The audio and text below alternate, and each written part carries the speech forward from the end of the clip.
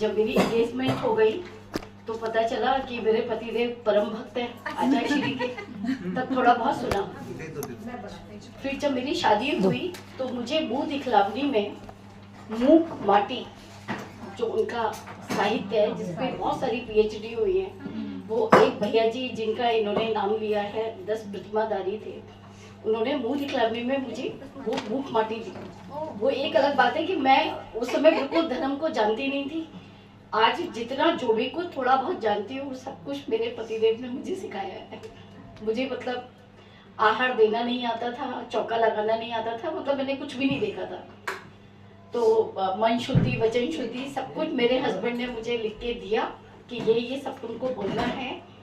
और मैंने ट्राई किया, उन सब चीजों को सीखने की कोशिश की।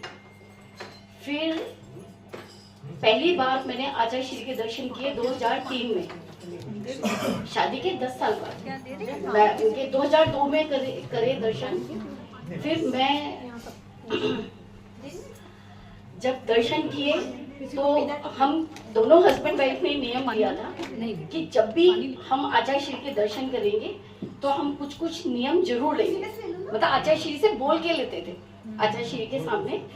और ऐसा होता था कि आचार्य श्री हमें तुरंत आशीर्वाद देते थे।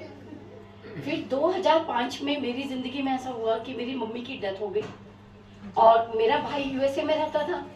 तो मेरे फादर मेरे भाई के साथ चले गए।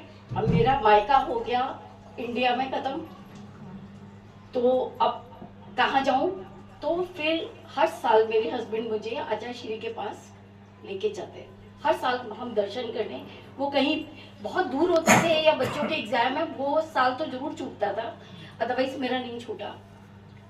2022 में एक ग्रुप जा रहा था नेमावर, तो मैं उस ग्रुप के साथ चली गई और मेरे बच्चों ने, हस्बैंड ने, सबने मुझे भेज दिया। और बिल्कुल ऐसी यात्रा पे गई कि आने का हमें कुछ नहीं पता था। हम सिर्फ चौका लगाने के लिए गए थे नेमावर। तो मेरे हस्बैंड ने मुझसे ये कह के भेजा था, जब तक आचार्य श्री तुम्हारे चौके में नहीं आए तब तक तुम वापस नहीं आना। कितना भी टाइम लगे तुम लेना, तुम बिल्कुल कोई आकुलता व्याकुलता कुछ मत करना।